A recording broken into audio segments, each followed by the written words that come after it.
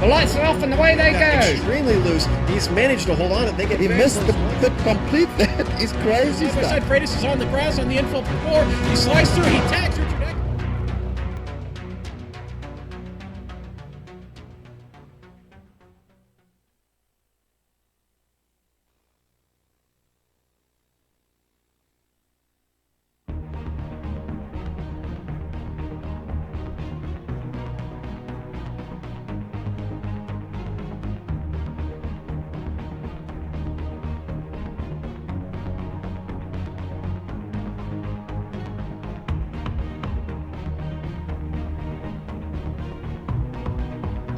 After touring the virtual world across many countries, the Champion Motorsports Series now arrives in beautiful Sao Paulo, where the final round is about to take place at the legendary Autodromo Jose Carlos Pache.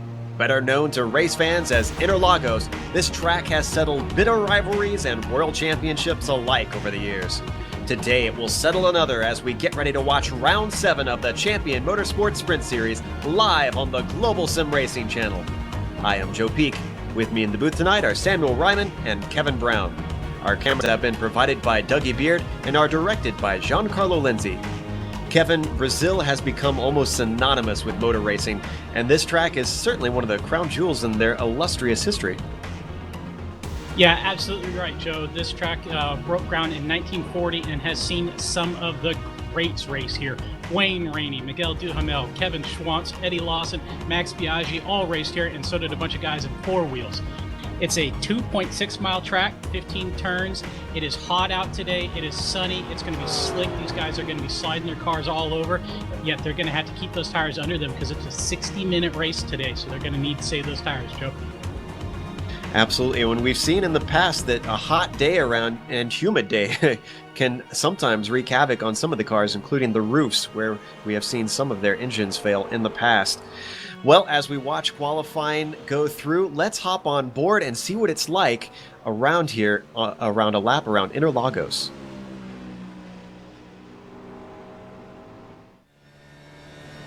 All right, we've got Kevin Brown behind the wheel of the GSRC BMW, so let's do a lap around Interlagos. Turn 1 is a great chance for a pass, but with the way it switches back into 2, it's possible to defend from the outside, so watch for guys trying different things through here. Now we head through the Curva del Sol. It's flat out through this sweeping left-hander and feeds you onto the backstretch.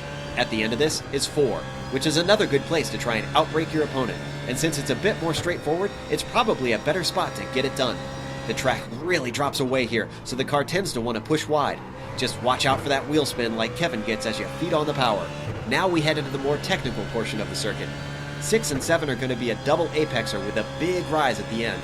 With the track being modernized, there's lots of paved runoff to the outside if you lose it. Then there's not much time before you're braking into 8. You can really get away with taking tons of curb on the inside here.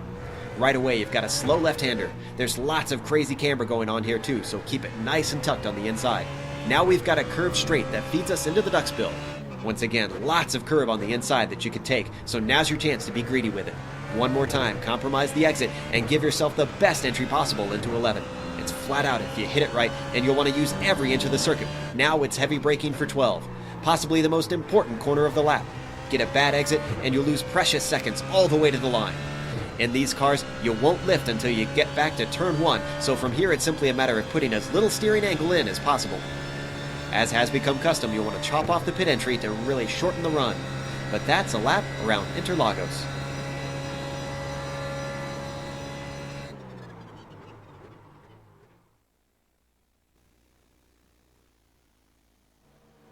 As you can see, it is a very twisty section of this circuit, and then there's some very fast portions of this circuit for these guys to navigate today.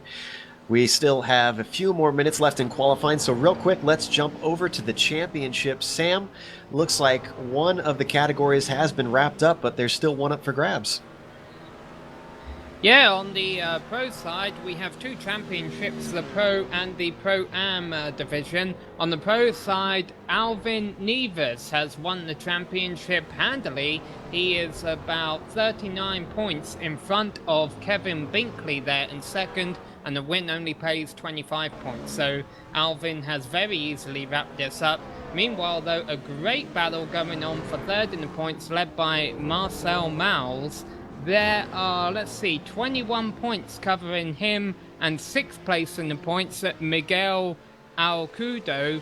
And one of those names to keep an eye on, Andre Martins in 5th, is he's only attended 3 races this season, but won 2 of the races that he started. He is by far the fastest in qualifying right now, so I'm going to be keeping an eye on him today. Yes, I can recall the last race that we broadcast that Martins was a top contender, so cannot keep him out of the picture. In the Pro-Am category, meanwhile, it is still up for grabs, as I mentioned, but it's going to be a long shot for Tim Collier. He's currently sitting in 2nd position, and he is a whole 24 points behind Drew Lidke, who's sitting on 97 points, so Tim Collier sitting on 73. Meanwhile, just behind is Kyle Herron, also could possibly take that 2nd position away from Tim, depending on what kind of day he has today, sitting on 57 points. Then in 4th, we have Peter Hebron, 48 points back, and then in 5th, it's Dave Slee, a whole 54 points back from our leader. So they've got a little spread out, but these top 5 are still battling pretty closely, especially looking at 3rd through 4th. A lot can change in those positions in this final round today. And speaking of those points, if you're new to this series, they are divvied out in Formula One style. 25 points to the winner, 18 points to 2nd, 15 points to the 3rd place position, and then on down to 1 point for 10th place. Also, as we said, there are 2 categories to watch out for today. There is the Pro Drivers and the Pro-Am. They are all racing together. However, they are competing for points separately. If you're wondering how to tell them apart, there are the Pro Drivers are numbers 100 through 200, and the Pro-Am drivers are number 200 through 300. So you can watch the numbers on those cars as well as looking at the colors. And I believe the colors are Pro-Am are green, and the Pro Drivers are cyan. I'm not sure if I have that completely correct. Kevin, can you remember? Yeah, you're absolutely right, Joe. Alrighty, there we go. Just making sure I'm giving correct information out there. So we are almost done with qualifying, but we have the pace lap to read that out, so we're going to let them settle that before we get into that. Real quick, let's talk about the stories of the race. Kevin, this track is kind of separated into 2 different parts, and there are passing zones, but there's going to be some places that take patience. Yeah, and I probably should have talked about that instead of trying to list off a bunch of MotoGP drivers, but or riders, I should say. But you're exactly right. There's kind of 2 aspects to the track. A lot of it is very, very, very fast. The long main straightaway, and then the following straight after Curva del Sol, and then that very twisty, tight infield section where drivers absolutely have to be patient, and passing is very, very difficult. So you want to try and have the car set up and doing well through the twisty bits so that you can be on the bumper of the guy in front of you and draft him up that long uphill straightaway and carry that speed. But absolutely, passing is at a premium, and crashing will not be. Very much so. This is a bit of an old school circuit, even though it's got some runoff in a few places. There's definitely some that you have to watch out. Now, with this being a 60-minute race, Sam, they have limited the fuel, so what are we looking at on pit times for these guys for the pit window? Well, it sounded like the drivers were talking about this being approximately a 37-lap race, unless I'm mistaken, or was that 37 laps on fuel? Either one way or the other, it's a 1-hour timed race, and they're going to be able to get about 40 minutes on fuel. Now that goes for all 3 cars, the BMW, the McLaren, and the Roof. And so that means you may see pit stops beginning as early as 20 laps in if drivers plan to short pit, and they can make their own strategy up at the start of a race, because I don't believe there's going to be any kind of pace car or safety car during this race. It's going to be green to the end, and these drivers are only going to get 1 free repair, Joe, so if you wreck though, honestly, you're going to be in a bit of trouble. This track, the lap time is only about 1 minute 30, and if you wreck, you're probably going to go down a lap or 2. Easily with that short lap time. I think you can be expected to if you have to take a tow to the pits. Now they have lined up and finished their qualifying, so they're gridding up right now. Let's go through that qualifying order of the 22 cars that have put a lap time in. Andre Martins is going to sit on pole with Miguel Alcrudo sitting in 2nd. Inside of the 2nd row is Kevin Binkley in 3rd, followed by Alvin Nieves. Then it's Tom Ratje in 5th, followed by Javier Torres in 6th, Drew Lidke in 7th, Tim Collier in 8th, Jason Lundy sitting in 9th, and Kyle Herron in 10th, Kevin.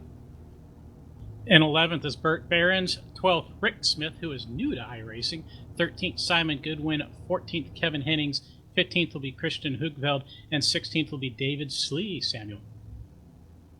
17th position will be Dre Hargard. 18th place will be Daniel Rice. In 19th is David Anderson. And rounding out the top 20 is Warren McGarry. Anthony James is starting in 21st and Jerry Hamilton in 22nd. Less than 7 seconds off of the fastest time, so it's a very tight-knit field. And I'm pleased to see, Joe, everyone put on a qualifying lap. Always good to see. There's some guys that like to hang back and maybe employ alternate strategies, although we can't see anything like we see in some other series with super early pit stops with that limited fuel tank that these guys have. Now, it was mentioned that there are 3 different types of cars on track. While we watch them get around to the start-finish line, let's go over the differences real quick, Kevin, because they all kind of have their various ways of styles of driving. Yep, one of them has a pretty blue and white roundel on the front, and the other 2 are slow and in the back. But more seriously, the BMW Z4 is probably the better handling car of the 3. It's very, very quick in the corners. The McLaren also is a very well-balanced car and is very predictable, but it also snaps very hard on people and tends to fail, and a lot of drivers will spin. The Roof, which there also are not very many of today, get phenomenal acceleration out of slow corners, and so they will be very good in the twisty bits. So they all have their strengths and balances, and it's going to be magnified by what each driver has done to set up their car. And so sometimes you might find yourself very, very good at corner entry to the guy in front of you, but he can just get off the corner so much better than you, and that's the great joy about GT racing. It'll certainly create some excellent dynamics as we watch this nice 22-car field work their way now onto the front stretch. These final sweeping left-handers that climb up the hill to the start-finish line, which is actually quite a steep hill for these machines, and a long one too. As you can see, it's a good ways down to the first corner. Now, speaking of the first corner, they are advised to be careful down to turn 3, and that is the Curva del Sol. Beyond that, they are allowed to do whatever they please, but it is driver's caution advised up to turn 3 just because of the large field and cramped conditions on lap 1. Pace car is now in. Andre Martins leads them away. We've got the green flag, and away we go for 60 minutes for the final round in Champion Motorsports. Andre does not have the greatest of starts, though. He's got Miguel. Oh, and they come together before the first turn. Several cars, several of the front runners. The rest of the field looks like able to get through it. Those 2 drivers just racing way too close into the first turn. And Tim Collier, who started 8th, is currently leading this race. And that was Miguel Alcrudo, who seems to have come out the worst. And Andre Martins is definitely also damaged. He is well behind. Kevin Binkley leads the way down into turn 4. Now, we can see Miguel in the pit, and they do have 1 free repair. And what do we mean when we say that, Kevin? A free repair is basically you get a brand new spanking car via iRacing. So somehow you have to get back into pit lane, whether or not you take a tow or drive yourself back there. And once you're there, they give you a brand new spanking car. All your damage is fixed and everything is good to go. But Joe, I want to talk about that wreck a little bit. It looks like Andre Martins was holding his line in a pretty steady manner to me. I think Miguel Alcrudo came down on him. That's what it looks like in the replay that we're seeing right now. We're taking a look at it. Yeah, I'm not sure if the fact that he starts to steer down was because he was getting a slight bit of contact or what, but you can see him suddenly start to veer left. We'll have to wait till after the race maybe to talk to them and see exactly what their take is on it. Meanwhile, as we look at the field once again, it is still Kevin Binkley up at the front. Tim Collier has taken over that second position. He has gained a lot of spots. He started in 8th spot. He is up in 2nd now. And then Javier Torres has gone from 6th to 3rd. So a number of guys have really benefited as they complete lap 1, Sam. Yeah, and my apologies after the opening crash. I thought Tim Collier was leading. That's actually because Kevin Binkley was blinking a little bit, having a bit of connection issue. issues. But I'll tell you another issue that Kevin Binkley has on that McLaren is he actually got a little bit of that wreck. He has damage on the front right fender on that number 175 car, and that could impact him as the race goes on. And Joe, that's exactly what I wanted to talk about. Kevin Binkley actually got into the side of Alvin Nieves in that turn one. Looks like Kevin might have been looking at the wreck unfolding in front of him. Poor Nieves, he went off into the dirt, and he has just stopped his car and gotten all the damage fixed. So a bad start for Alvin. And it's looking like Miguel El Crudo, unfortunately, is going to go a lap down as he is still sitting in his pit right now. Andre Martins just took off himself, but everybody else still seems to be continuing on out on the racetrack at the moment. Right now, we're looking at Martins just exiting the pit, heading down to turn 4 all by his lonesome. The good thing about that is that he's going to be able to rifle off some fast laps by himself until he hits some traffic well later on. However, he still has to take his pit stop as he won't be able, unfortunately, Sam, to make it on fuel. Here the field comes around to complete the second lap of this race. Kevin Binkley still in the lead, but he is losing time to Tim Collier, who is actually a Pro-Am driver. Kevin Binkley has been, it seems his car is a little bit unstable, whether that's because it's a McLaren, look at him going all over the curb right there, or if it is because the damage is affecting the handling on that car. Tim Collier, I think, will, if he doesn't get the lead soon, he's certainly going to be battling for it.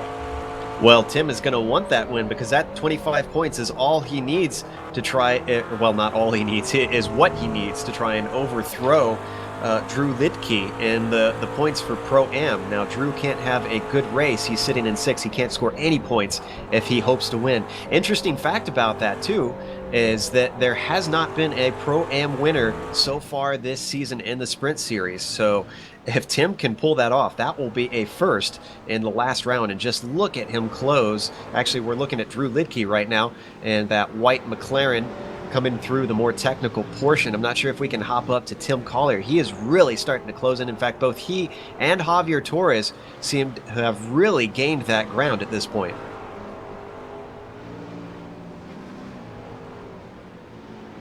It's all McLarens and all BMWs at the front. I'm trying to go back through the field to see where the first roof is, and it's all the way down in the 11th. But meanwhile, let's keep an eye on this battle for the lead. Maybe not the battle for the lead. Kevin Binkley has ran away with that. But how about this battle for second? Javier Torres, a pro driver, looking on Tim Collier, a Pro-Am driver. Now remember, Tim Collier gets 25 points simply for winning the Pro-Am race, which right now he's in position to do so. The two drivers in front of him are pros, so why not give up that position? He will still get 25 points for a win here today as it stands right now, but we still have a long race ahead of him. Behind him now is Tom Rutschke, one of the MX-5 World Tour drivers. He is in the BMW. He is also a pro driver.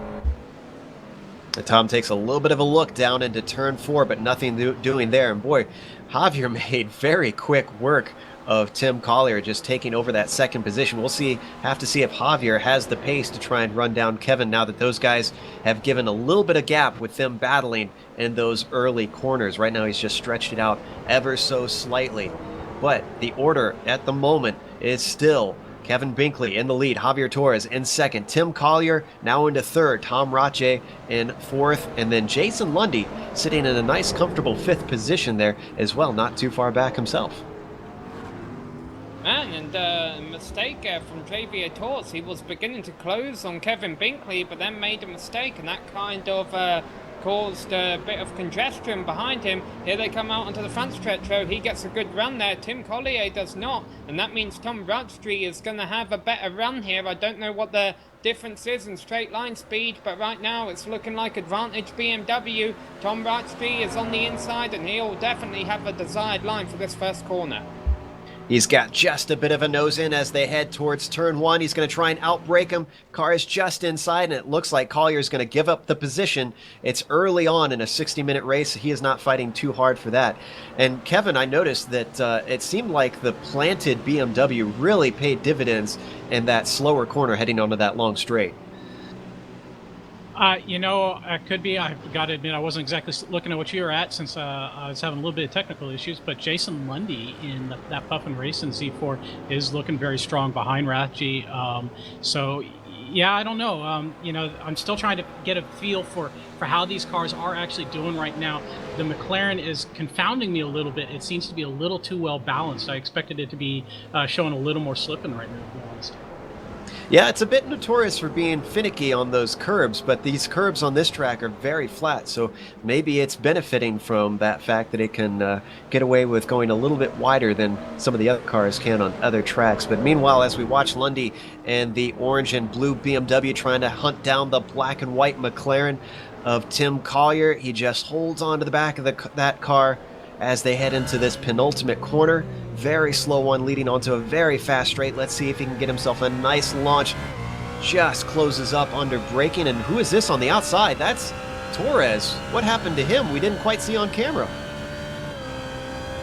He went wide on the exit of the corner. Looks like he got all four in the grass, so he just wasn't...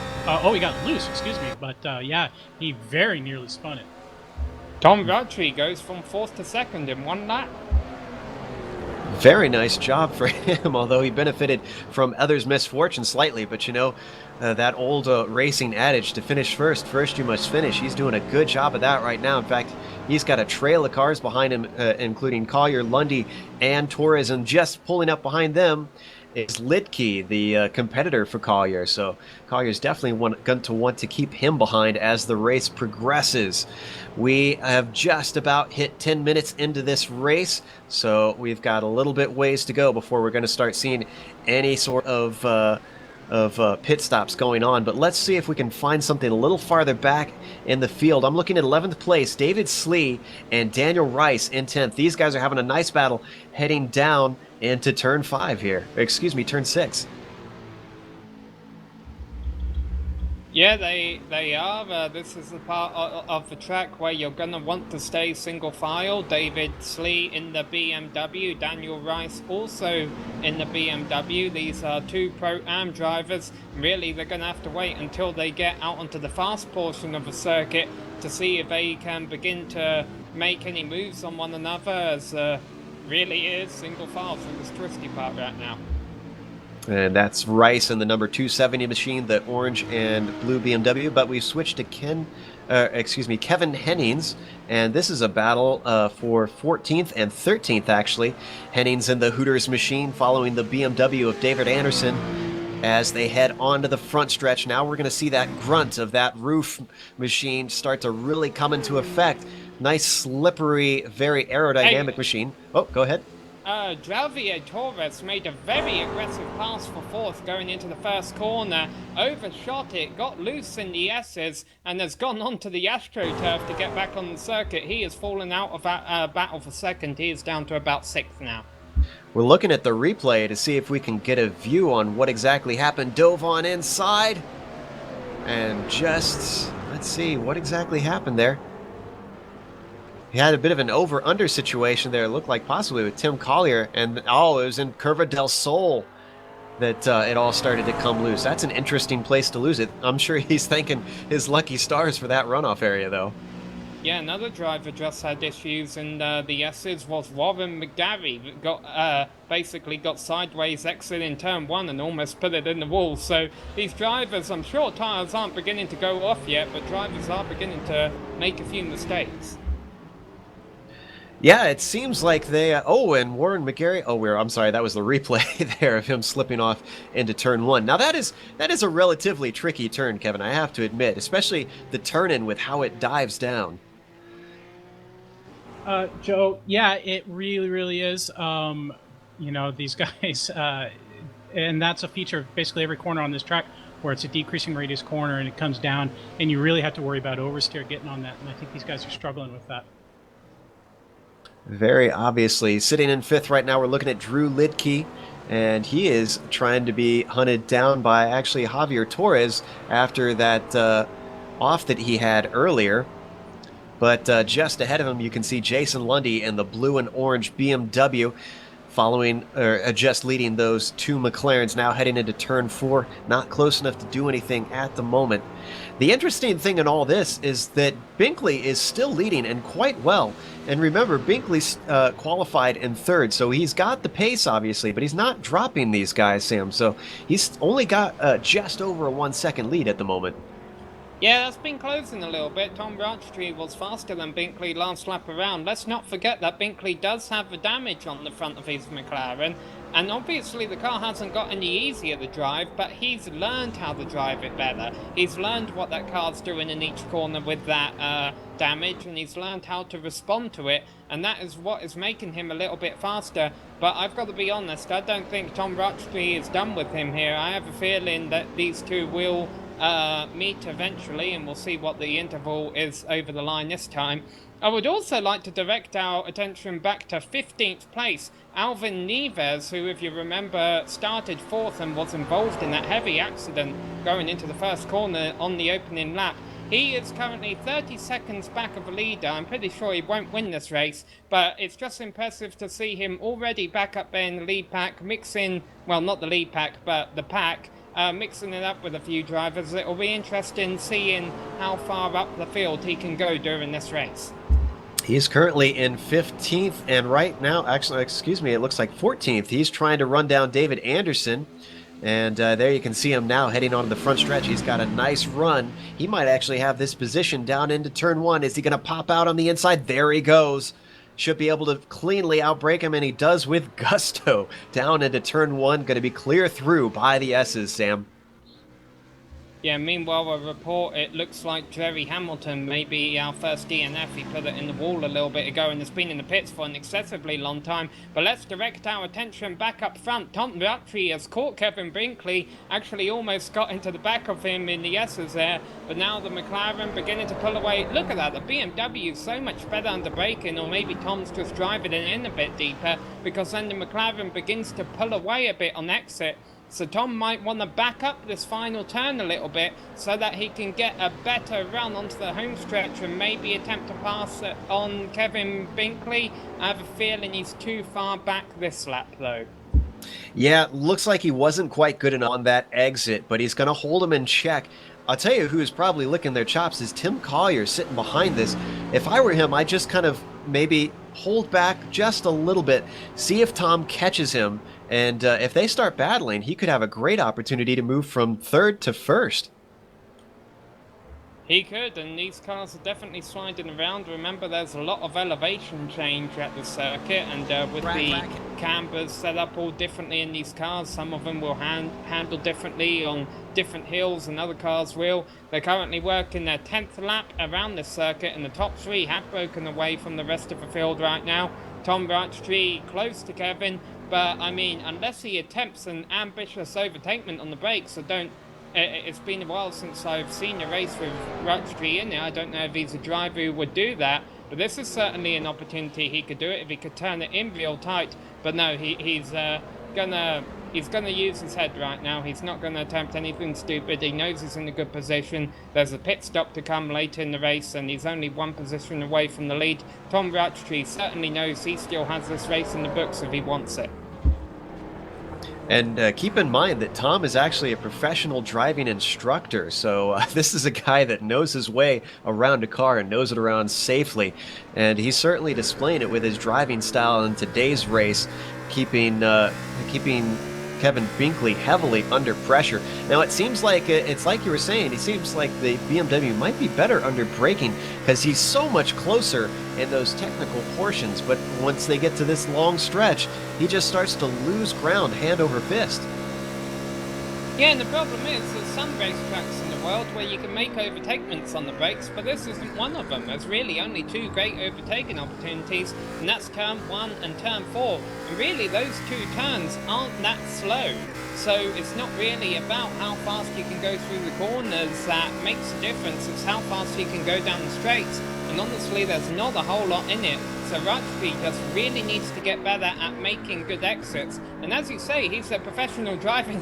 Actually, he butchers that one up. He may actually lose second place here. Tim Collier though going to give him the benefit of the doubt, but now Tom Rutschke has fallen about 2 seconds back of Kevin Binkley, who will be able to relax a little bit. So we're seeing Rutschke make mistakes, but it wasn't terminal. He's still in second place and he still has a chance to win this race, but it just kills the excitement at the front for now. Yeah, we couldn't see it because we were on board with Tom, but Tim really closed up on the rear spoiler of that BMW coming through turn 5 there, and that was just because, as you said, he had a very slow exit with just completely giving the apex a miss.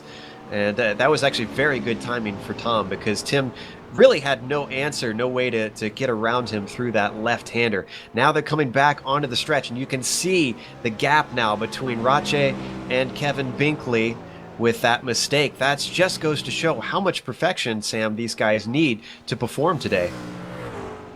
Is Rodri coming into the pits, or is he just taking a tighter line there? No, he's just taking a tighter line there, but I've got to be honest, Joe, I wouldn't be surprised if we see cars beginning to short pit this early on, although I have a feeling Rutschke might not want to be one of them. He's probably getting a good slipstream from Binkley, although granted, if he thinks Binkley's holding him up, he might come in and short pit.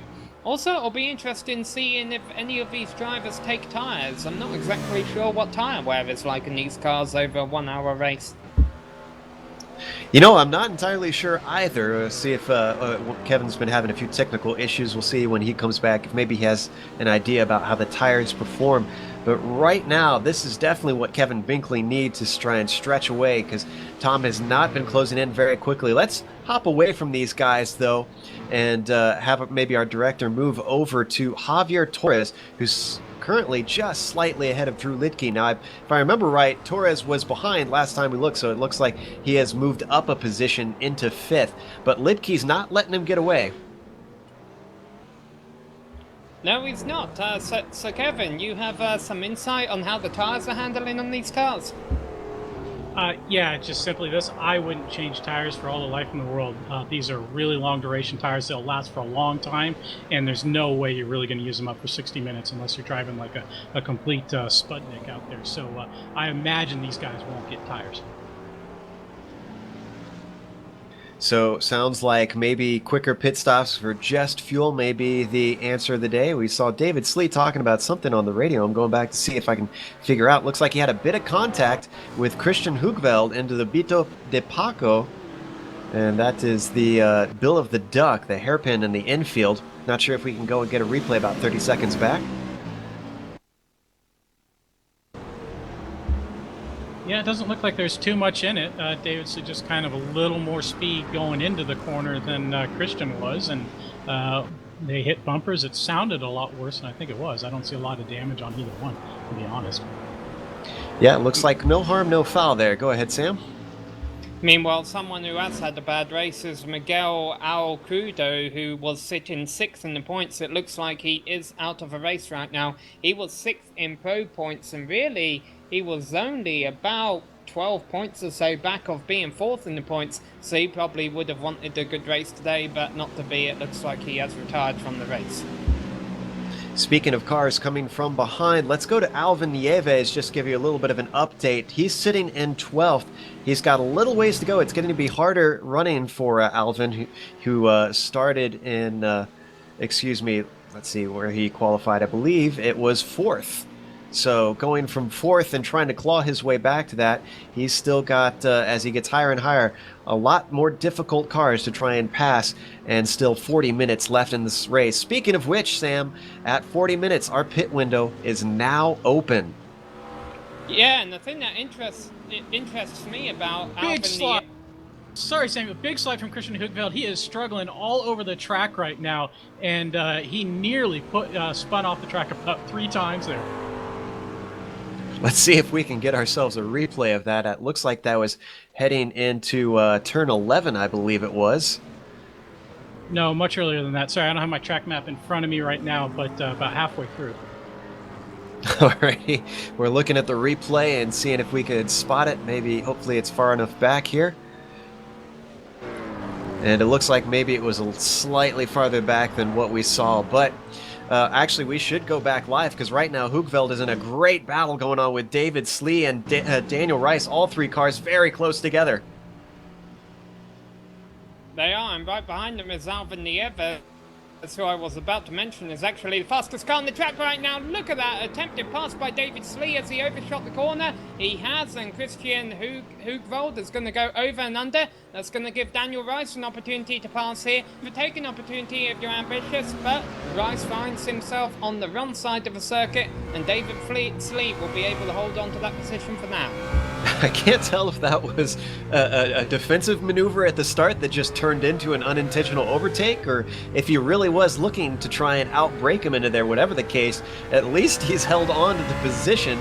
I thought for sure that just behind him, Daniel Rice in the blue and orange BMW was going to maybe have a go, but he has held back. Whoa, huge bobble Hoogveld once again, and Kevin, you're right that his tires are not looking handy right now. Oh, and he's going to get overtaken. And off he goes. So maybe I was completely wrong about tire wear, and maybe Christian desperately needs a fresh set of rubber on his car. Well, if he can only make them last 20 minutes, he is in for a rough ride for the rest of this 60-minute race, because most guys are only going to be making one stop, and look at how much time he has lost as we continue to watch Daniel Rice and David Slee battle. In fact, they're side by side down into turn 1. Slee outbreaks him by some margin, but it's a repeat of turn 4. And, oh, is he going to hold on the outside? Almost got the over-under for Daniel Rice. Just about makes contact through Curva del Sol, and it looks like they're going to go through it all over again, Sam, into turn 4. Yeah, meanwhile, I was watching the battle for third. I actually thought you were watching that. Just the commentary sounded so similar. We basically had contact between Jason Lundy and Javier Torres. Javier Torres, who was running fourth, was fallen to sixth. There are about 3 or 4 different packs of 3 cars circulating this circuit right now. And Joe, David Slee has let Daniel Rice and Christian Hoogveld go by. And I think actually Daniel Rice and David Slee contacted each other a couple of times through Curva del Sol and down approaching turn 4. It certainly was a hot fight between them, but the one that comes out on top is Daniel Rice. He's going to have that 9th position. And just behind him, you can see, well, look at all 3 cars all together. Christian Hoogveld just ahead of Alvin Nieves, just ahead of David Slee. And all of these guys are fighting very fiercely for the 10th, 11th, and 12th positions. And you can see Nieves carrying a lot more speed into the last corner than Christian Hoogveld, and kind of caught him out a little bit, and that's going to affect him a little bit onto the main straight here. Hey, Javier Torres is making a pit stop. Sounds like you finally got that name right there, Sam. So Javier Torres making the first stop, I think, of our official pit stops, it sounds like. We'll have to keep an eye on his progress as we watch Hoogveld. And actually, we've got the cameras on Torres. Now we're back to Hoogveld, who's currently sitting behind the car of Alvin Nieves, who worked his way past down into turn 1. And Hoogveld goes just a little bit wide out of Curva del Sol. Not enough momentum to get him right up with him. But David Slee behind them both, watching cautiously. We've got 35 minutes left, so we are 25 minutes into this 60-minute race. And very good exit. Wow, a lot of room picked up by David Slee on Christian Hoogveld there. Yeah, and right in front of him, Nieves is actually now up into 9th position, and he's going to want to dispose of Daniel Rice very quickly, and he's going to do that. Daniel Rice easily gives him the turn, and there's contact, meanwhile, in the battle between Hoogveld and Slee, but they're able to hold on to it, but Nieves has gone. And around goes Slee. Car pointing the wrong direction. Thankfully, no traffic coming. He spins it around and gets it going, but this is going to put him into the clutches of Rick Smith and Kevin Hennings. These guys have been battling hard themselves. You can just see them behind. And that roof and that McLaren. Smith in the blue and red McLaren. The Hooters machine being Kevin Hennings, and this is for 13th and 14th. And now Javier Torres, who is a lap ahead. Oh, trying to get a lap on Hennings. Going the long way around. That is for position. Remember, Torres stopped. This is not a lap. This is a fight for position, actually. Oh, excuse me. Thank you. You're right. So as my timing and scoring now finally updates itself, I forgot he had pit. Torres is going to be slowed down by traffic, it seems like. That is not what he is going to want. He wants some fresh air right now, Sam. And actually, I want to point out real quick that Torres did not get fresh tires. His car never came off the ground. And then exiting pit lane, he almost bended into the wall. He forgot that it's a very difficult pit exit and came very close to ending his race in pit lane. Now, we haven't touched on the leaders in a while. I think maybe we should check back. Look at Tom Rache right on the rear bumper of Kevin Binkley. Now, I'm not sure if any of you have been watching and known how long he's been this close, but he has definitely reeled him in and is putting him under threat for the lead.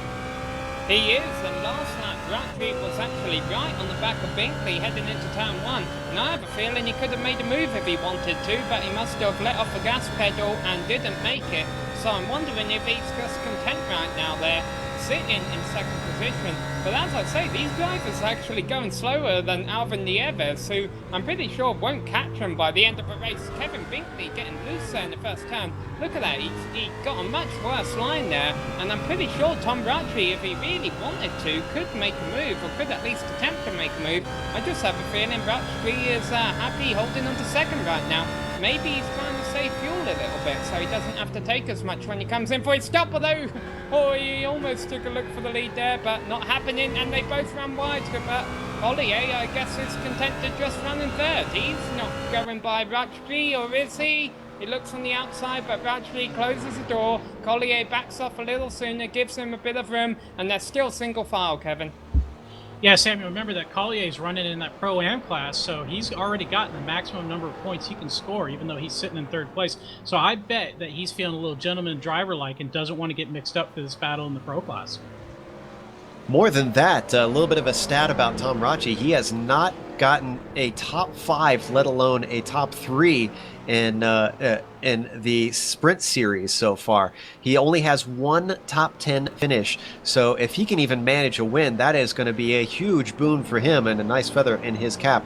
But he's right now showing some ultimate patience and waiting for an opportunity to get by Kevin Binkley. I have a feeling he was just caught out by the braking zone of Binkley down into turn 4, because that didn't look like an intentional dive.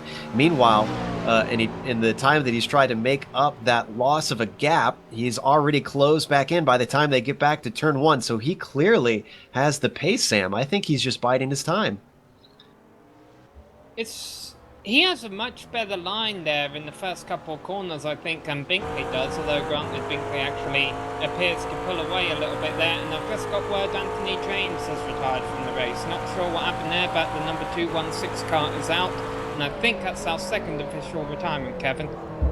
Yeah, it looks like he just spun it through turn 1. That was the smoke cloud you saw when the leaders came through. He spun it, got into the grass, and I think he just decided to call it a night at that point. Got a few more cars into the pits. I see Simon Goodwin has headed in for his stop. So Kyle Herring just side-slapped the wall coming out of turn 4. I don't know how much damage he's done. Let's see if we can get ourselves a replay and look at what happened. That is very weird. He got loose under braking in a straight line, too much rear brake bias, I guess, and was never able to get control of the car again before he hit the wall. A tank slapper in the most bizarre sense as we watch the replay. The inside wall that he made contact with continues on. Let's hope he doesn't have too much damage. Sitting in 6th place, and I don't believe he lost a position. No, it looks like he's still holding ground above Jerry Hamilton, or excuse me, Alvin Nieves, just behind him, who is sitting in 7th. So, no harm, no foul. Hopefully his race pace stays good. As now we watch Jason Lundy sitting in 5th position, just behind Drew Litke. Drew Litke is coming into the pits, so he said over the radio he was. Kim Collier is also into the pits. He was running 3rd place. So some of our leaders now starting to come down pit road as we're right about the halfway point of the race, Kevin. And yeah, Kyle Herron stopping in as well at the left side of his car. I mean, that looks like it got eaten by a giant cheese grater after that contact. So he is smart to come in, get his repairs done, and get back out without losing too much time, Joe. Now we have to wonder if Tim, since he was staying close behind the bumper of Tom Rachi in second, has the better pace. If he could leapfrog these two, he could take both cars depending on if they battle or if they have slow pit stops. So we'll have to keep a real close eye on Tim, who's actually coming out of the pits right now. Now we can see Drew Litke taking his stop, and it doesn't look like he's taking tires. We've switched to Tim Collier just coming out of the pits. Nice, safe pit, except for that the S's that you have to navigate, but dumps you onto that nice fast straight where you can merge with traffic and then get your braking point down into turn 4. And I think a funny thing here, I'm pretty sure he's yet to pit, but Alvin Nieves, who hasn't actually made a scheduled pit stop yet, so I think he will have to, is actually running in 4th position right now. Yeah, I think that it was scored at 7th last time by the line. I think that'll change, obviously, but he will need to make his stop. We're just past the halfway point at 32 minutes into the race right now. And Tim Collier, who is that? Is that Javier Torres that he has behind him? That is Javier Torres. So Javier, after making an early stop, has made up some ground, and he could be in this top 4 race.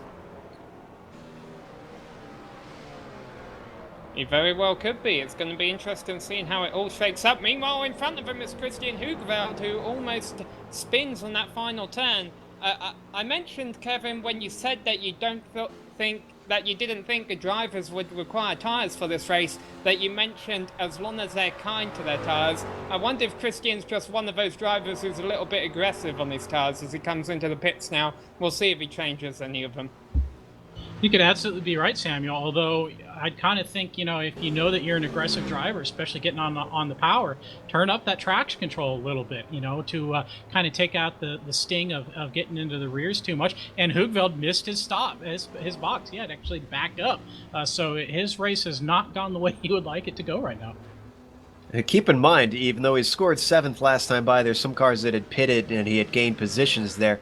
Hugeveld had qualified in 15th, so he wasn't doing too shabby to be as far up as he had. He took advantage of some other cars having some bad luck along the way, but Hugeveld is higher than his qualifying pace implies, as now we see him exiting the pits down through those very tight S's, a very single-file lane. So let's switch to our leaders real quickly, Kevin Binkley and Tom Rachi, and Rachi is in.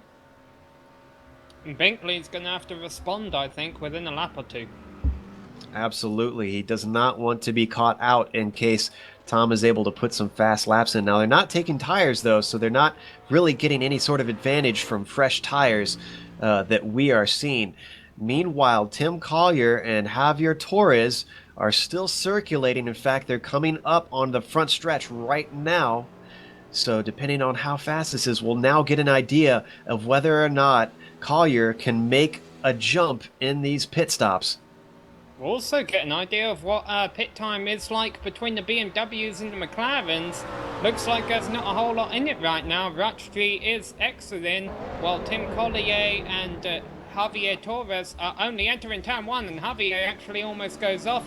Looks like Tom Rachi will be far in front of him, which is good for Tom. That means he can try and put on a hot lap and see if he can leapfrog Kevin Binkley through this pit cycle. Meanwhile, it looks like we have another retirement. Jerry Hamilton, who was a bit off the pace, has also retired from the race. Yes, he's definitely beat them out, but only just. He's not close enough to be hassled, so you're right, he can put some fast laps in. Interestingly, I noticed that Javier Torres, as we look at Tim Collier, Javier in that blue and white machine is dropping back a bit since Collier came out. So maybe Javier does not have the pace to keep up with him, and maybe he was able to leapfrog him some in the pits, and Collier being held up by the leaders. We'll have to see as time goes on. Now, has Kevin Binkley head in? No.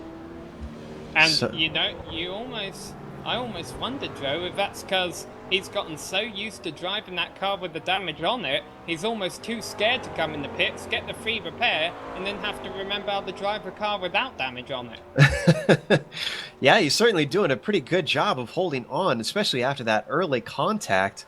Just ahead of him, though, he's got to put a lap on Rick Smith. As we said, Rick is a little bit new to iRacing, but he's doing a nice handy job in 16th at the moment, although on my screen he's got a bit of a connection issue. I'm not sure if that's what you guys are seeing.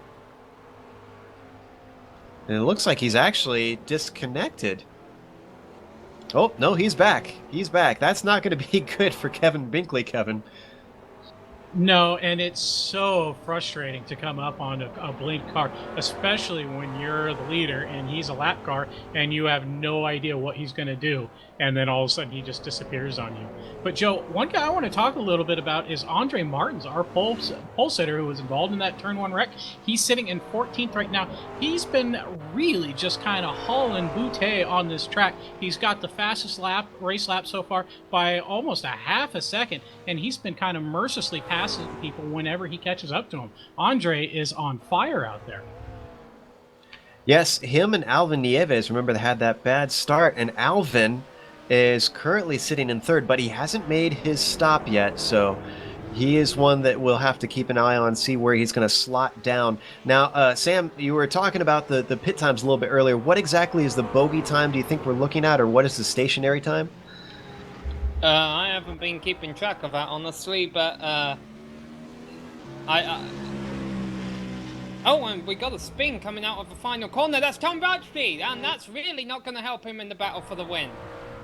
In fact, he's losing multiple positions. Looks like the rear end just started to come around. He might have gotten a little hot on it. We're going to watch the replay as he comes down to the hairpin.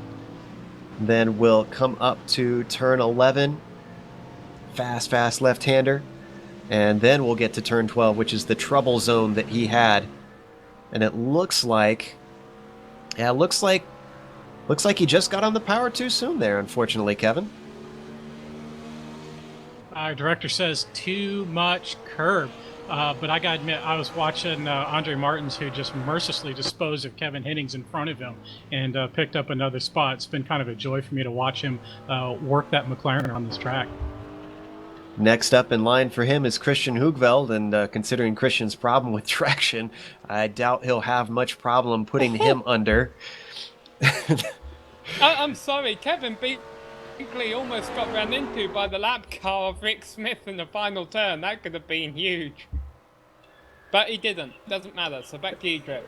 Yeah, that was Kevin, excuse me, Rick Smith. Oh, so Binkley now taking his stop, but that was Kevin Smith not being caught out by the breaking point of Kevin Binkley on that one, for those who are wondering. So Alvin Nieves is currently scored in 2nd, but he has yet to stop still. Tim Collier should effectively be our 2nd place car once Alvin comes in, and Tim is coming onto the front stretch right now. This is going to be very close. He should be right with him as Kevin exits. Remember, Kevin Binkley will also be getting those 3 repairs, but let's give a shout out to Alvin Nieves. Despite crashing on the first lap, even though he hasn't made a pit stop, well, he has, because he had to come in for repairs at the end of the first lap. He is in the lead. Meanwhile, here comes Binkley out of pit road. He's easily going to clear Collier. So let's say it while it is. I'm pretty sure he has to pit again, but Alvin Nieves is leading the race. Wow. Well, Nieves is not going to be able to hold on to it for much longer. In fact, he's getting right to the end of his pit window with only 20 minutes left to go. He's stretching that thing all the way to the fumes, and Collier was not able to make up ground with a decent gap you can see on your screen up ahead to Kevin Binkley in that blue and black McLaren. So it's been a close race for the lead, but it started to stretch out after the pit stops. Right now, even though Alvin Nieves is leading, he's yet to make his pit stop. 2nd is Kevin Binkley. Tim Collier is in 3rd. Javier Torres is currently sitting in 4th quite nicely. And Tom Rotchby, after a mistake earlier on, has dropped down to 5th. Yeah, like you say, though, I guess Tom Rotchby will just be happy with having... Oh, and around goes Alvin Nieves, or at least he gets very loose, and that's going to give Kevin Binkley the lead. And at this point, I have a feeling if Kevin's got the hand of that car without any damage on it, he's just going to run away with this one now. Well, sad thing for Alvin, he did not make it across the line since Kevin's pit stall was so far forward to have been able to lead a lap, and he's not going to do it now either, because Nieves is in the pits, as you can see on your screen. So Binkley continues on, leading another lap. In fact, I'm pretty sure he's led every lap so far. He may have. He has, in fact. We're getting information that he's led every single lap so far. So this now promotes Javier Torres into the 3rd position, Tom Rachi into the 4th one, and Drew Litke works his way into the top 5, but he is currently being hassled by Kyle Herron as they come out of Curva del Sol. The blue and white BMW, the number 225 of Kyle Herron, currently doing pretty well for himself. He started in 10th. He's made up 4 spots. Meanwhile, I'll give a quick update on Alvin Nieves here. As he exits the pits, he will rejoin the race in 9th position. So we'll see how high he can get into the top 10 by the end of his thing, because now, of course, he does not have to pit again. The other one we've been watching, Andre Martins, sitting in 12th right now, hunting down Christian Hoogveld in 11th, and they're heading towards turn 4. He's got about 3 more seconds to go to try and hunt him down, but he is slowly but surely closing in just ahead of Hoogveld. How far is Daniel Rice, excuse me. Rice is not too far ahead, so it looks like a top 10 is definitely in the cards, Kevin, for Andre Martins at least. Yeah, he's got to pick up the pace a little bit. Well, I don't know about pick up the pace, but maintain it at least. But we all know that catching a driver is one thing, passing him is another thing. But I got to think that Andre, he definitely kind of, wants a little bit better of a performance. He's only been in 3 races in this season so far, and he was on pole for 2 of them and won both of those races. And the 3rd one was apparently a DNF. So looks like he's on for either a win or a crash in this series. A lot like Travis Pastrana or Colin McRae in my mind. Well, unfortunately, I guess he's hot or cold. Just a quick reminder as we watch Andre try to continue to hunt down Christian, that you can contact us at Twitter at our channel, or on Facebook at /Global Sim Racing Channel. And you can also just keep up with the world of the Global Sim Racing Channel, and we'll give you updates and whatnot as to what's going on in our world. You can also leave us comments in the YouTube channel. We do keep an eye on that, and sometimes we will answer those live on air. Meanwhile, let's catch up with Kevin Binkley. He's trying to put a lap on Day Dargent, and it looks like he's going to slip on by. And we're still looking at Andre Martins, unfortunately. But Dargert has politely gotten out of the way, obeyed the blue flags, and he's sitting in 17th position in that yellow and blue McLaren right now. So not doing too bad himself, having started there. So nothing gained, nothing lost, Sam. Yeah, and talking about nothing to be gained, nothing to be lost, Alvin Nieves had wrapped up this Pro Championship before this round, and Kevin Binkley had pretty much wrapped up 2nd. What was not wrapped up was the battle for 3rd, and remember, Marcel Moose did not start this race, and he will sit in 3rd in the points. Jason Lundy, who is currently running in 5th position in the Pro class, although 9th overall, should be able to get enough points and finish and score that 3rd place podium position in the Pro Points Championship at the end of this race.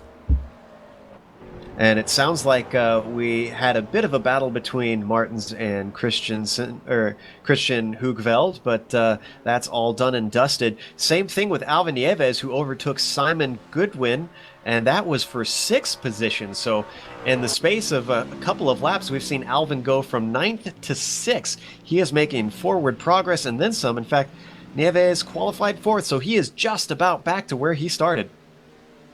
Yeah, but he's 12 seconds back of Drew Litke. I don't know if he'll be able to make that gap up, Kevin. Yeah, 12 seconds, that's a big gap, especially considering there's only about 15 minutes left in the race. So we're looking at almost a second a lap.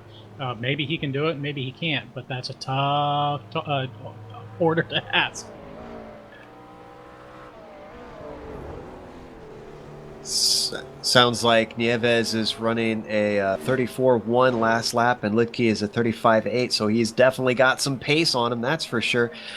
One I want to give special mention to, Kevin, is Binkley, and he has been doing just a fine job with a damaged car, currently leading by 3 seconds up front. You have to give a guy credit who can hold on to a lead, even with a bit of aero damage. Well, remember, he got it fixed, but I want to circle back a little bit and not sell Lidke too short, because he was dealing with a lap car, so that's why his last lap was so much off the pace of who were we talking about? Nieves at the time, so let's not sell him too short. This is true, and that's a good catch. And especially, we mentioned it earlier on, this is a very short track comparatively to some. So traffic has been coming into play and slowing a few guys down, including our leader a few times having difficulty trying to get by guys. Right now, you can see him with a nice handy gap. That car just behind him, that BMW, is not the car that is challenging him. That would be Tim Collier, who's almost 5 seconds back now, actually. In fact, now we've jumped back to Collier in this black and white McLaren, and he's actually got Rache not that far behind. In fact, Rache is closer to Tim than Tim is to Kevin at this point, so second is the closer battle, Sam. Yeah, but not by much. Meanwhile, talking about not really a battle for 11th, but trade for positions. Andre Martins, who I believe started on pole for this race, and then of course ended up getting in that little incident down in the first corner. He passed Christian Hoogveld for 11th position, but then spun right at the corner he's going through right now, this right hand at the top of the hill. He spun here last lap after putting on a really quick time of 1:33 the time before. So Martins is running very quick, but he must be right on the ragged edge to have lost control last lap, and he's got to try and get by Hoogveld all over again. And then just 2 seconds ahead of Hoogveld is Daniel Rice. So I'm pretty sure Andre Martins will want to try and pass Rice just to say he finished in the top 10 today. He's got just over 12 minutes to do it, about 12 and a half minutes to do it. And as you said, with quite a few seconds up the road, he's got some ground to make up, but he's certainly shown the pace and that white and black machine. Right now, looking at Daniel Rice sitting in that 10th position. And Rice qualified in 18th position. So Rice has been doing a very nice race today in that blue and orange BMW. Let's jump up one more spot to Jason Lundy.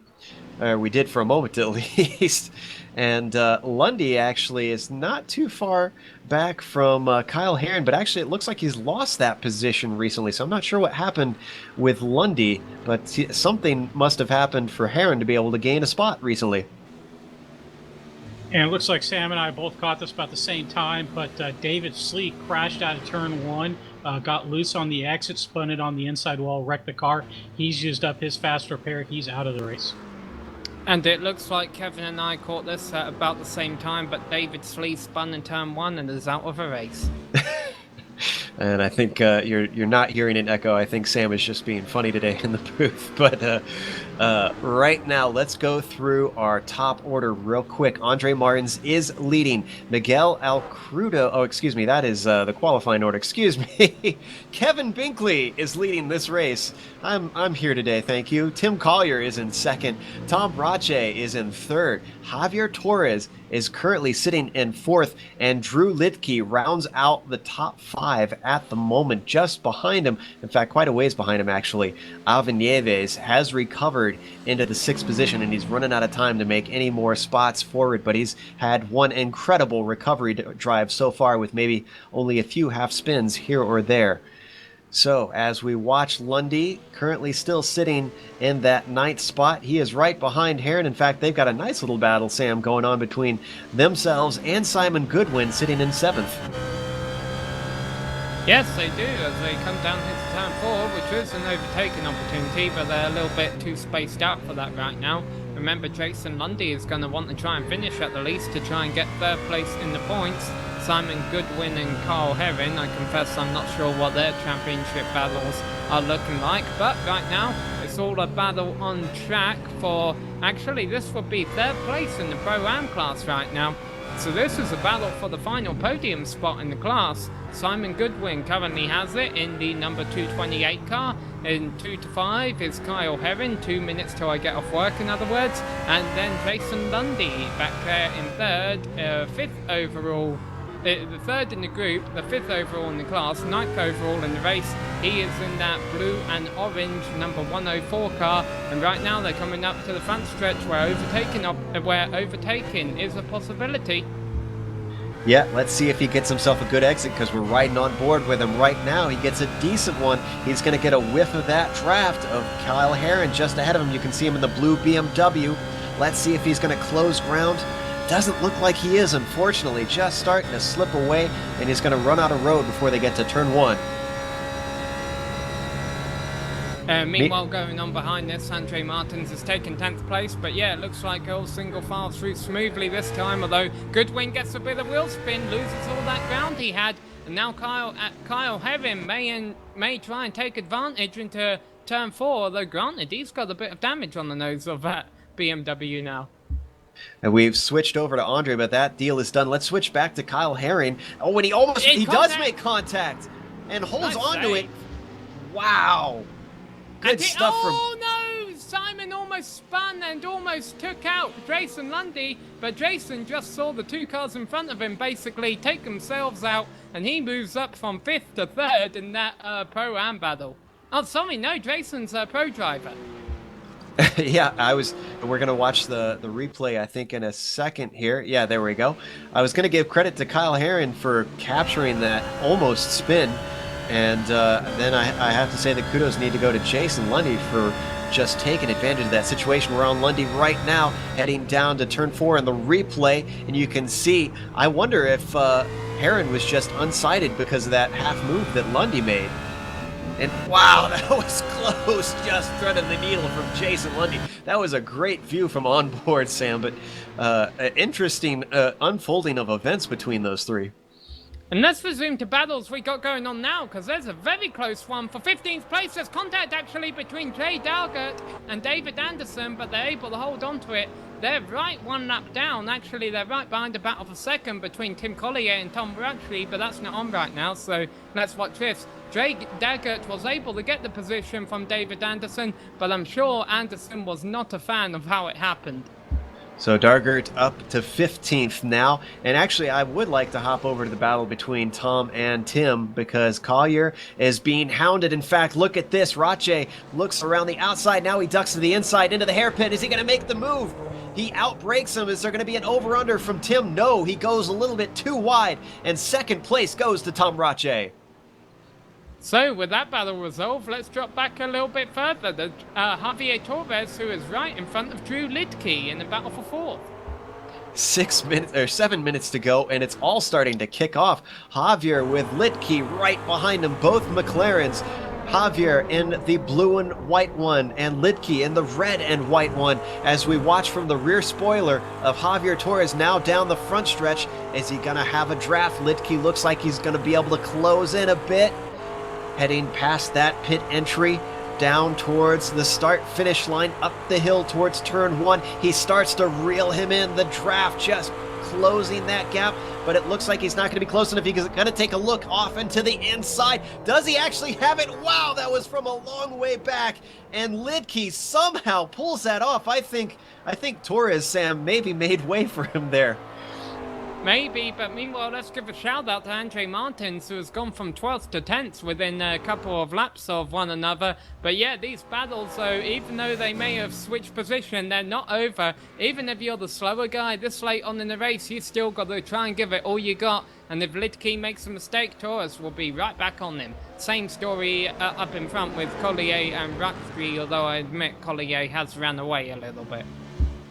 I believe Rache actually has run away a bit from Collier, yes, but I'm sorry, yeah. It's okay. Yeah, he's looking relatively safe at the moment. Lidke and Torres, though, are still right on top of each other. Our podium's looking pretty solidified, but the top 5, 4th and 5th position, are still hotly contested. We've got 5 minutes left, so about 4 or 5 laps. Wow, Andre Martins has to go all the way out into the runoff area to avoid Warren McGarry, who had just spun the corner before. That could have been ugly. That's a very high-speed part of the circuit. Warren McGarry still not up to speed, but the driver's getting around him safely now. Sorry about that, Joe. It's okay. We're going to watch the replay of that one, actually, as that's a very interesting little run. I'm not sure if we could go on board to see what it's like here as we watch him take to the runoff. There's that half-spun car, sees him nowhere to go except outside, just narrowly avoids him and dives back across the track. He's lucky he did not damage the underside of the car and diving across the grass like that, but very tense moments for Martins, but still sitting in the top 10 as we come back to live now. And Joe, poor Warren McGarry kind of got thrown off. He was off on the inside approaching turn 4 to allow the car of Kyle Herron by. And it looks like he totally threw himself off his rhythm, lost his braking points, everything, because he completely botched that corner trying to be a sporty driver and nearly gave up some exciting times for Andre Martins, who is flying right now. The car in front of him, Simon Goodwin. Goodwin's fastest lap is only about a 1 minute 35, which is about a second and a quarter slower than Andre Martins is fastest lap. And I think Andre has a strong chance to get yet another position at least. He's got 3.5 minutes to do it, and quite a bit of gap, but it is feasible. And just ahead of him, though, is Kyle Herron sitting in 8th, and he is way too far, I think, unless he makes a mistake, for that position to be relinquished. In fact, he's going to have a nice, quiet race to the finish, it looks like, commentator's curse notwithstanding. And let's run through our top 5, since that is swapped around just a little bit since we last reported. Kevin Binkley is our leader still. Tom Rocci's moved up into 2nd. Worked his way back up after a mistake. Fantastic drive from him. Tim Collier back down to 3rd. Drew Lidke is now into 4th, and Javier Torres has slipped into 5th, although that 4th and 5th spot is not over because Javier is less than a second back still. How many laps do we have left? About 1 or 2? Oh, as Torres goes off, and this might be what I was... the reason why I was asking is because Nieves has closed up a lot more than I thought it would. Remember early in the race, we were reporting that he was 32 seconds back of leader Kevin Binkley. He is now 26 seconds back. Even through more traffic, he's been able to close 6 seconds on the leader. Kevin Binkley has really been impressive today, and I have a feeling that if he sees Javier Torres make another mistake like that, granted I don't know how many laps there are left, I have a feeling Nieves may be able to challenge for a top 5.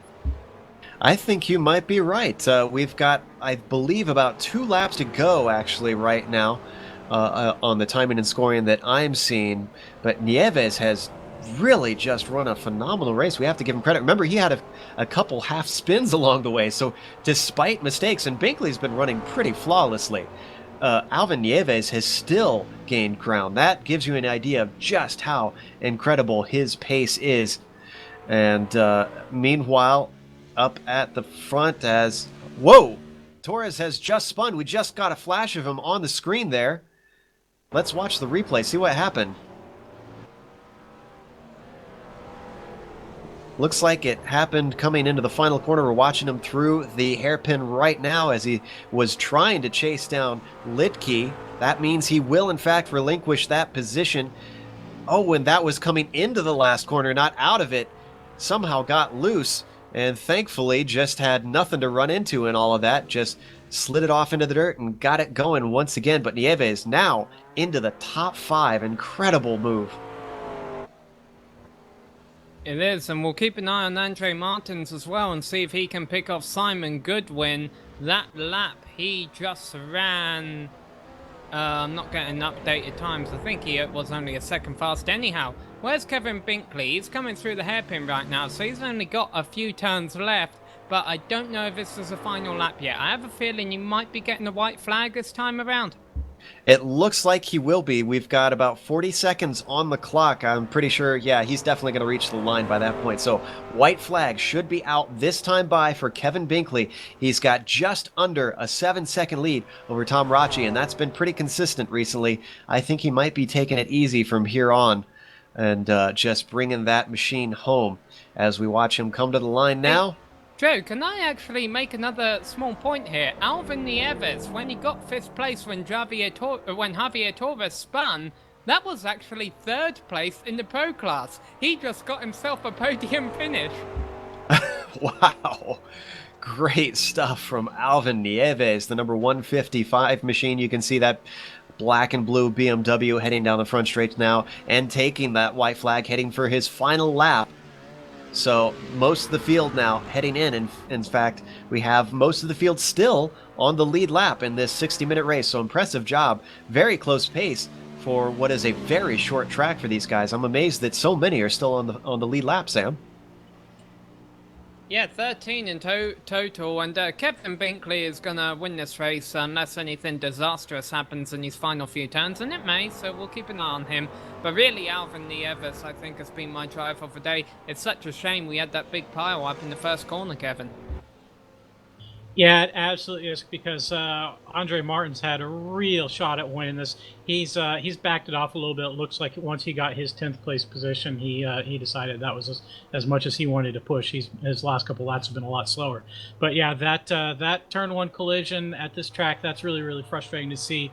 Could have been a whole lot different up front at the pointy end. Well, the turn one may have been the defining moment for a lot of drivers, but especially so for Kevin Binkley, defining himself by running a flawless race all the way to the win in the final round in the Sprint Series of Champion Motorsports. Kevin Binkley wins at Interlagos. Tom Rachi is going to come home in second position, and Tim Collier crosses the line to complete the podium. And Tim Collier wins the Pro-Am race. And second in the Pro-Am race, so coming around the final turn right now will be Drew Lidke, and that will give him the Pro-Am Championship, and the Alvin Nieves also already had the Pro Championship. So there he is, crossing the line in 5th place overall, 3rd place on the podium in Pro Class today. Very impressive race by Alvin. Meanwhile, they're trying to find out who's going to be 3rd in the Pro-Am class. It's actually going to be Kyle Heaven, who is running in 8th place right now with the damage on the front of that BMW. So well done, Kyle Heaven in 8th. Jason Lundy in 7th, and Javier Torres in 6th finished in front of him. They were in the Pro class. Simon Goodwin is also going to come home 9th overall. Andre Martins made his recovery drive to 10th. Didn't quite catch Simon. Daniel Rice is going to come home in 11th. Christian Hoekveld in 12th. And then the last car to the line is going to be Kevin Hennings. Everyone else behind him was a lap down. So that is going to be the end of our runners for today. Let's head to a quick break. We're going to have interviews and the unofficial results. It's been a great season for the Sprint Series, but they're going to be back next time. Stick around.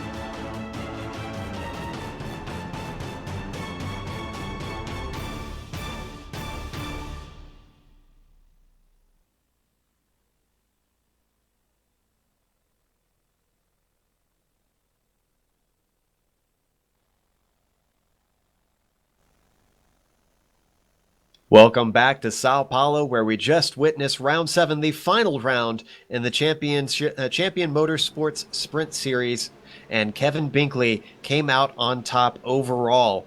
Tom Rache took home second today, followed by Tim Collier in third. Drew Lidke finished fourth, Alvin Nieves fifth, Javier Torres sixth, followed by Jay seventh, Kyle Herron in eighth, then Simon Goodwin in ninth, and Andre Martin, Sam, filled out the top 10. Daniel Rice came home in 11th position, followed by Christian Hoogveld in 12th. Kevin Hennings was 13th and Jay Dargett was 14th. David Anderson was 15th. Rick Smith was 16th. Kevin? 17th was Warren McGarry, 18th David Slee, who did not finish, as well as the following 19th Jerry Hamilton, 20th Burt Behrens, 21st Anthony James, and 22nd Miguel Alcrudo, who went from, I believe, pole position to on his roof in turn 1. A sad day for him. However, a great day is for our 2 championship winners in the pro class. It was Alvin Nieves who came away with the championship. He had already won it before this round, but did a nice job working himself up into the top 5. And Drew Lidke wins in the Pro-Am category, unable to be overtaken by Tim Collier, unfortunately. Or actually, yes, he was not able to be overtaken. Excuse me, I was double checking that before I reported wrong. So, up first in our interviews, we do have our winner of today, Kevin Binkley. Let's pull him into the booth, get his thoughts. Kevin, it was a bit of chaos up at the front into turn 1, and then from there on out, you seem to have it under control. Yeah, that was an interesting little turn 1 there. I definitely had a little bit of right front damage from that, and my overall lap time suffered a little bit, but the handling was actually decent, so I was overall very happy about it. You were a little bit hassled early on from Rache and Collier, I believe it was, in the opening laps. Were you at all worried by them, or was the damage to your car something that you were adjusting to in those laps? Yeah, I was definitely feeling the car out, and I was happy with the stability of it. I mean, it was just overall speed that was hurt a little bit, but the stability and control was fine, especially in the low-speed corners. I was definitely watching them in the rearview mirror because they were putting a lot of pressure on me, and I was pushing a little harder than I would like to with the damaged car. So I was really, really pushing for that pit stop as quick as I possibly could. Well, it's the end of the season. You managed to finish second in the Pro Championship. And unfortunately, your competitor finally had a bad day today. I guess you might be wishing that he had had them a little bit earlier in the season to make it a close battle. But are you looking forward to next season? You think you can fight for the championship again? I'm definitely ready for next season. It's a great group of guys, really stiff competition, and I'm ready to give it another good run. It's been a blast this season. Well, congratulations on finally grabbing your first win of the season in the Sprint Series, and well done. Thank you very much. Up next, we have Sam talking to second place driver Tom Rache, and he has actually had his first top 5 of the season, so well done on him. Yeah, Tom, I'm going to ask you about that. This is your first top 5 of the season, but at the same time, I'm sure you wanted to win. Are you happy with second, or are you really gutted that you didn't get the winner's trophy? No, I'm pretty happy with it. You know, it was been a frustrating season, first season in, feeling things out, really getting used to the longer races on the Z4, and you know, tire wear is just a huge thing to manage. You know, today, unfortunately, I did have the one spin, a 2-lap, didn't quite have enough heat in the tires, and got a little overzealous getting out of that left-hander to go back towards the front straight, and you know, lost about 8 seconds there, but otherwise, you know, I was pretty darn happy with the race. And, you know, I'll tell you, a lot of kudos to Kevin, man. I had nothing for him. I mean, I just couldn't get in there on him, you know. We noticed early on, you were in the BMW, of course, and Kevin was in the McLaren. You seem to be a lot stronger on the brakes than Kevin. Is that your driving style, or do you attribute that to the car? Probably my driving style as much as anything. You know, it's given the heat at the track today, it was really difficult to come up with a setup that you felt you could last, you know, through the whole race. I did a lot of practice, and to get to I did 21 laps in my first stint. That was my plan. I had knocked my fuel down so that the fuel would take longer than the tires. But let me tell you, by the time you hit 21 laps, there was nothing left in the tires. So, yeah, it's as much as my style as anything, but it was tough to come up with a setup, camber and everything, and along with the wing setting, so you didn't lose too much top speed, and then you had to back off on the diff in the rear. Yeah, certainly. You say it's been a difficult season for you this year, but it is the end of the season, and you definitely had a strong race to finish the year up with. Are you going to be back for next season, and what are your goals and expectations for it? Yeah, it's I'd like to see if I can't get into the top three, but if this is anything like the Blondies League, I'll move up in talent, and then they'll recruit 5 more guys that are better than me. Yeah, I know that feeling. All right, well, congratulations on your podium finish today, and maybe soon we'll be seeing you get the Winners' Cup as well. Great, thanks, guys. Take care. Whether it's technological or skill level, it seems like racing always has a moving target. Up next, for one of our last interviews for tonight, we'll have one more after him, is Alvin Nieves. He finished 5th today, but he won the championship, and Kevin is going to ask him a few questions. Alvin, you started 4th, and just a few seconds after the green flag flew, you found yourself out in the wilderness in T1. You must have been cursing your bad luck, but hey, you've got a championship out there. Yeah, I was a little bit upset with what happened at turn 1. I was watching my teammate Miguel kind of getting closer and closer to Martin, and I knew from the beginning that it was gonna get a little bit ugly. And when I saw the contact, I'm like, okay, they are on the left, but then I saw them going all the way to the right, and then I knew I was in some trouble. And well, I had wheel damage, and then I had to pit. So yeah, it was a little bit unfortunate. I was hoping a little bit more of a cleaner start, but things happen sometimes. Apparently, bad luck struck right at the end of the season. Fortunately, I was already the champion, so it was just a race to enjoy for me. Well, you must have enjoyed it because you fell down to 20th or 21st after that, and then came back to 5th overall with a lot of excitement going on during that whole race. Yeah, I knew that trying to keep the car clean through the rest of the race was the main priority. I know I wasn't gonna fight for the win unless something else happened to Kevin. So, but he had a clean race, and I just had to keep the car on the track, and I knew that most of the cars that were in front of me were the Pro-Am cars. And well, yeah, I was just trying to take it one by one, and then try to see how much I can stretch it in fuel. I was starting to suffer right at the end of that first stint. I was really suffering with the tires, but then I pitted, and I just made it possible right at the end. So the big question we have now is, are you going to be back to defend your championship for the next season? Sure, I will be. I will be back definitely, and yeah, I will be back, and I will defend this championship. I know that most of part of it was good luck, part of it was me being strong through the whole season, and I have all intentions to come back and defend this championship and be as strong as I was throughout the whole championship. All right. Well, once again, congratulations on your championship, Alvin. Okay, thank you. With that, we have one more person to talk to, and with this being the last round, we are going to talk to the organizer, Jason Lundy. He actually finished 7th today, so he didn't do too shabby with a top 10 finish. Jason, it's been an interesting few rounds here in the Sprint Series, and seems like it had a nice, exciting finish with some drivers coming up through the field. What are your feelings on the series overall this season?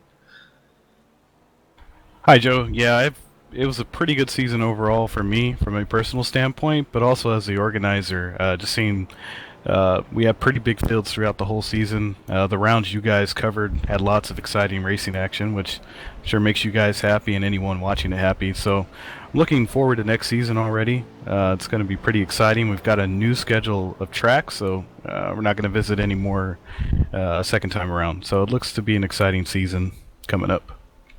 So brand new, fresh challenges. Is it going to be the same cars next season as well?